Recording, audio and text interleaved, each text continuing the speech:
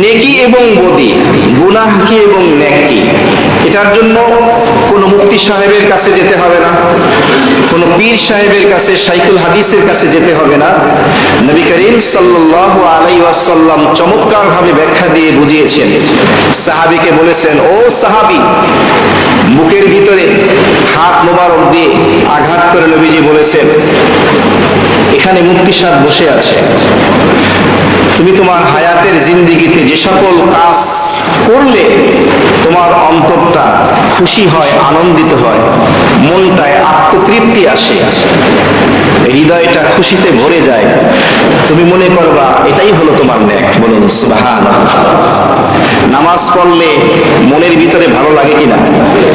রোজা রাখলে, যাকাত দিলে, ভালো কাজ করলে, তেলাওয়াত করলে, তেলাওয়াত শুনলে, যত নেক আমল করি, মানুষকে সাহায্য করলে, ভালো পরামর্শ দিলে, ইবাদত বন্দেগী করলে ভিতরে ভালো লাগে, এটা হলো নেক।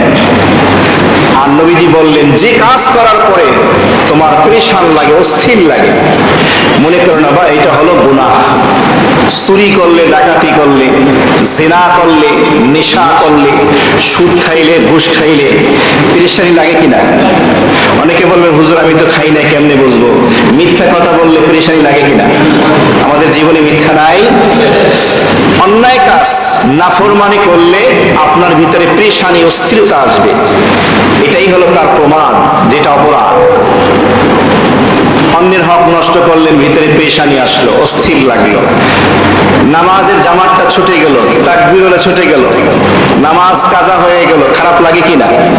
তবে হ্যাঁ, যাদের আকলে সালিম নেই, যাদের সুস্থ মন মস্তিষ্ক নেই, এটা নষ্ট করে ফেলেছে নাফরমানি গুনাহের মাধ্যমে, তাদের কথা আলাদা। যারা গুনাহ আর গুনাহ, নাফরমানি আর নাফরমানিতেই 24 ঘন্টা লিপ্ত থাকে, এদের কাছে নামাজ ছেড়ে দিলে খারাপ লাগে? যারা সন্ত্রাসী কর্মকাণ্ড করে, মার্ডার করলে খারাপ লাগে? ওর অভ্যাস হয়ে গেছে, এই জন্য ওর কথা আলাদা। তা না হলে একজন সুস্থ মন মস্তিষ্কের মানুষ, ভালো মানুষ, সে ভালো কাজ করলে তার ভালো লাগবে, গুনাহের কাজ করলে তার অস্থির, খারাপ লাগবে।